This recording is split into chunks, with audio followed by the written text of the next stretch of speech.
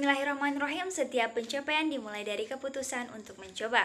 Dewan juri yang terhormat serta rekan dan pengamat debat yang saya banggakan. Assalamualaikum warahmatullahi wabarakatuh, selamat siang dan salam sejahtera bagi kita semua.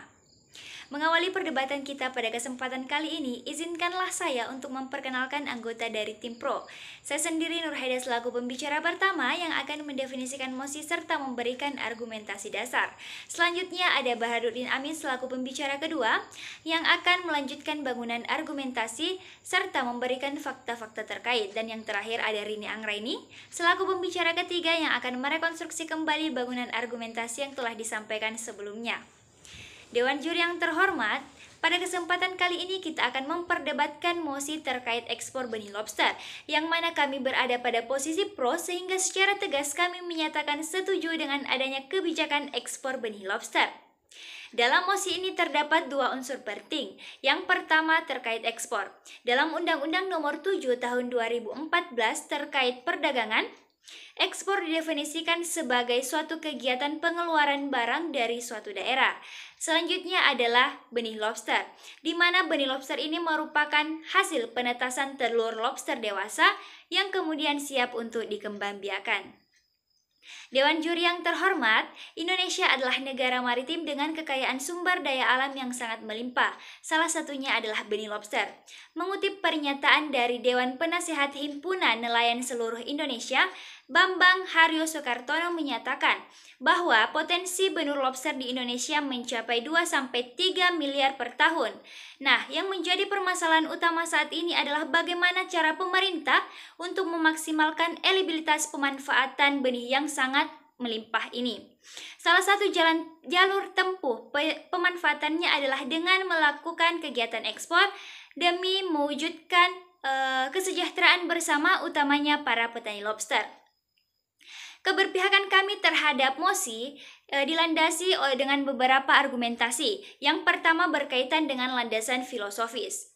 Menurut Permen KP nomor 12 tahun 2020 tentang kebijakan ekspor benih lobster, bertujuan untuk membawa manfaat ekonomi baik bagi para nelayan, pelaku usaha, pembudidaya ataupun negara.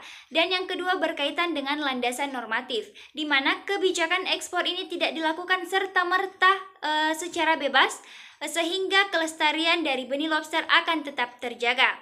Berdasarkan landasan tersebut, kami dari tim Pro akan tetap bersikukuh untuk berdiri mendukung adanya kebijakan ekspor benih lobster. Sekian dan terima kasih. Cara berbicara menentukan jalan pikirannya. Assalamualaikum warahmatullahi wabarakatuh. Dewan juri yang terhormat serta rekan dan pengamat debat yang saya banggakan. Saya Bahaduddin Amin, selaku pembicara kedua dari tim Pro, akan melanjutkan bangunan argumentasi yang telah dipaparkan oleh pembicara pertama dari tim kami.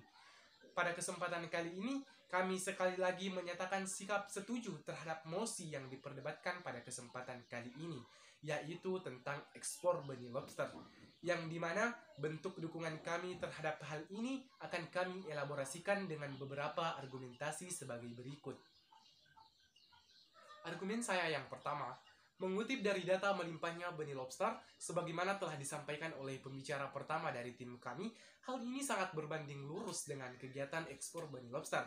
Hal tersebut secara tak langsung mengisyaratkan bahwa dengan melimpahnya benih lobster akan membantu perekonomian negara serta rakyat, terutama bagi para petani benih lobster. Hal ini sangat sejalan dengan Undang-Undang tahun 1945 pada pasal 33 ayat 3, di mana bumi, air, dan kekayaan alam yang terkandung di dalamnya dikuasai oleh negara dan digunakan untuk sebesar-besarnya kemakmuran rakyat.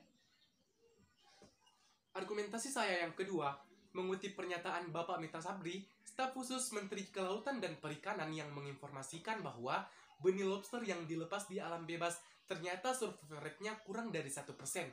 Hal ini menandakan apa, Dewan juri yang terhormat? Dari 100 benih lobster yang dilepas di alam, maka hanya akan hidup 1 setelah melalui proses seleksi alam. Ini akan menjadi sebuah kerugian besar jika benih lobster tidak dimanfaatkan dengan baik oleh negara. Oleh karenanya, diadakanlah kegiatan ekspor benih lobster ini sebagai salah satu tindakan dalam minimalisir kerugian ini. Ambil salah satu contoh negara tujuan ekspor benih lobster adalah Vietnam. Hal yang menjadi alasan Vietnam sebagai negara tujuan karena kecanggihan teknologi yang sudah ada di sana, sehingga membuat survivornya sudah mampu mencapai 70%. Artinya apa Dewan Juri yang terhormat? Dari 100 benih lobster yang dibudidayakan di Vietnam akan hidup sekitaran 70 lobster. Dan kita tidak bisa mengingkari kenyataan ini. Makanya, tugas dari pemerintah Indonesia adalah bagaimana memaksimalkan peluang dengan terus menggenjot kegiatan ekspor benih lobster ke Vietnam. Kami rasa ini bukan suatu hal yang salah, karena kebijakan ekspor ini tetap memperhatikan aspek ekonomi, di mana kegiatan ekspor ini dapat menambah devisa negara yang akan berimbas pula kepada kemakmuran rakyat. Argumentasi saya yang ketiga terkait kekhawatiran banyak pihak bahwa izin ekspor benih lobster akan mengancam populasi komoditas tersebut. Hal ini tentulah hanya pendapat publik yang tidak bisa dipercaya begitu saja. Karena apa Dewan Juri yang terhormat, hal semacam ini telah diatasi oleh pihak pemerintah dengan memberikan batasan serta pengaturan yang berorientasi kepada aspek kelestarian alam. Kita dapat mengambil contoh di daerah Sumatera, yang bibitnya dapat diambil dari Januari sampai Maret. Misalnya lagi di Jawa, pengambilan bibitnya dapat dilakukan dari bulan Maret sampai Agustus. Sehingga apa Dewan Juri yang terhormat, trek waktu pengambilan yang sangat sistematis ini akan membuat kelestarian benih lobster akan tetap terjaga. Mari kita mengambil aspek lain yang dilakukan oleh pemerintah, misalnya saja dengan menerapkan kewajiban restocking dalam jumlah lobster yang sudah berhasil dibesarkan ke alam. Benih lobster yang telah berhasil dibudidayakan oleh Vietnam nantinya akan dibawa kembali sekitaran 5-10% ke Indonesia untuk dilepaskan di alam bebas. Dewan Juri yang terhormat, serta rekan dan pemerhati debat yang saya banggakan. Secara keseluruhan, aspek kepentingan dan urgensi dari cakupan argumen yang saya berikan terkait dengan bagaimana keunggulan dan kelebihan dari kegiatan ekspor benih lobster ini yang berdampak baik pada bidang ekonomi, utamanya dalam hal devisa negara dan kemakmuran rakyat. Kemudian, aspek kehati-hatian terhadap proses penangkapan benih lobster juga sangat diperhatikan oleh pemerintah, sehingga di dalamnya terkandung SOP demi menjaga kelestarian lobster. Hal inilah yang kembali lagi membuat kami tetap bersikukuh dan bangga bisa berdiri pada posisi pro dengan landasan argumen yang sangat relevan dan valid. Selanjutnya saya serahkan kepada pembicara ketiga untuk memaparkan argumennya. Sekian dan terima kasih. Bismillahirrahmanirrahim. Ketika pikiran diam, alam semesta akan menyerah. Dewan Juri yang terhormat serta rekan dan pengamat debat yang saya banggakan. Perkenalkan, saya Rini Anggraini selaku pembicara ketiga dari tim pro akan merekonstruksi ulang bangunan argumentasi yang akan saya kemas dengan paduan yang utuh dari pembicara pertama dan pembicara kedua tim kami, di mana perlu kita ketahui bersama bahwasanya pembahasan nosi ini berangkat dari adanya wacana terkait kebijakan ekspor benih lobster. Oleh karena itu, kami dari tim pro sekali lagi menyatakan setuju terhadap kebijakan tersebut. Pelaksanaan ekspor benih lobster ini tidak serta-merta dilakukan karena keegoisan pemerintah yang tidak mempertimbangkan beberapa hal atau tidak melihat kondisi di lapangan. Ekspor benih lobster ini telah memberikan kontribusi yang sangat besar bagi perekonomian Indonesia, sehingga bukan hanya negara yang akan merasakan manfaatnya, akan tetapi rakyat-rakyat kecil, terutama para petani lobster, pembudidaya, juga kehidupannya akan ikut terjamin. Sebagai contoh yang konkret yang dapat menggambarkan keadaan rakyat Indonesia sebelum adanya kebijakan ekspor benih lobster ini, yakni terkait Permen KP nomor 56 tahun 2016 tentang larangan penangkapan dan atau pengeluaran lobster, kepiting, dan rajungan dari Indonesia yang dikeluarkan oleh mantan Menteri Kelautan dan Perikanan Indonesia Susi Pujiastuti pada masanya, yang menimbulkan banyak keluhan dari para petani lobster karena berimbas pada mata pencaharian dan pendapatan mereka. Hal lain yang perlu dipertimbangkan yakni terkait kasus penyelundupan benih lobster dengan negara tujuan yakni Vietnam dan Thailand yang semakin memperburuk keadaan, di mana Pada tahun 2015 sampai 2018 tercatat 263 kasus penyeludupan benih lobster, yaitu sekitar 9.825.677 ekor yang senilai dengan 1,37 triliun. Pihak yang paling dirugikan karena munculnya oknum-oknum yang tidak bertanggung jawab ini adalah para petani benih lobster. Oleh karena itu, ekspor benih lobster ini adalah solusi yang paling terbaik. Yang perlu kita garis bawahi juga di sini adalah risiko gagalnya perkembangan benih lobster yang dilepaskan begitu saja ke alam bebas.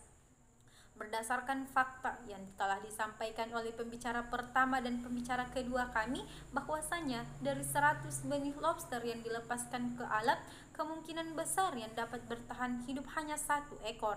Hal ini tentunya merupakan kerugian yang sangat besar bagi negara dan petani lobster.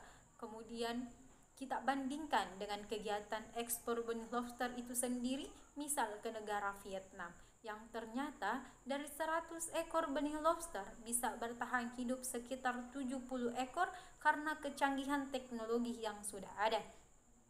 Dalam meminimalisir kekhawatiran banyak pihak, terutama mantan Menteri Kelautan dan Perikanan Indonesia, Susi Pujiastuti, mengenai menurunnya populasi lobster di alam apabila dilakukan ekspor benih lobster secara terus-menerus, telah diatasi dengan dikeluarkannya berupa solusi restoking dalam oleh Menteri Kelautan dan Perikanan Indonesia Edi Prabowo, yang disampaikan langsung oleh Bapak Miftah Sabri, staf khusus Menteri Kelautan dan Perikanan Indonesia.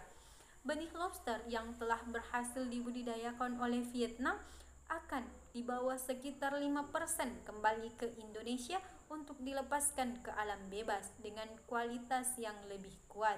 Nah, atas dasar inilah sekali lagi kami menyatakan setuju terhadap mosi yang diperdebatkan, yakni ekspor benih lobster, dan kami berhak dimenangkan pada perdebatan ini. Sekian. Bismillahirrahmanirrahim. Dewan juri yang terhormat, tak terasa kita sudah berada di penghujung perdebatan kita pada kesempatan kali ini. Menurut kami, manfaat dari tim pro ini akan jalan jika kami dapat memberikan bukti bahwa kegiatan ekspor benih lobster berdampak baik dan pemerintah memiliki hak yang lebih besar dalam konteks rasionalitas dan determinasi yang terbaik bagi masyarakatnya. Di awal telah kami tegaskan bahwa kegiatan ekspor benih lobster ini memberikan dampak yang relevan terhadap perekonomian di Indonesia, sejalan dengan penjualan ke negara-negara tujuan, misalnya Vietnam ataupun negara tujuan lain, yang secara real dan pasti dapat menambah profit pendapatan negara, serta secara tidak langsung berimpak pada kehidupan bermasyarakat, khususnya bagi para petani lobster. Kemudian, kita juga harus meyakini bahwa kebijakan ini merupakan hasil pemikiran rasional dari pemerintah, karena pada dasarnya pemerintah tidak sendiri dalam merumuskan suatu kebijakan. Atas dasar hal inilah, secara tidak langsung mengisyaratkan bahwa setiap kebijakan yang diambil tidak serta-merta karena keegoisan dari pemerintah, melainkan karena adanya landasan khusus yang dijadikan patokan demi memaksimalkan suatu kebijakan tertentu. Dan yang terakhir, yang harus dibuktikan adalah bagaimana substansi kebijakan ekspor ini terhadap lingkungan. Sekali lagi kami menegaskan bahwa aspek kehati-hatian dari kebijakan ini sangat diperhatikan, karena pada saat proses pengambilannya itu telah dibatasi dengan beberapa kebijakan, dan ada pula kebijakan restocking yang memungkinkan kelestarian dari lobster akan tetap terjaga. Dari beberapa aspek pijakan yang berisi fakta-fakta dukungan nyata, kami secara tegas menyatakan sikap bangga berada pada posisi ini. Sekian dan terima kasih. Assalamualaikum warahmatullahi wabarakatuh.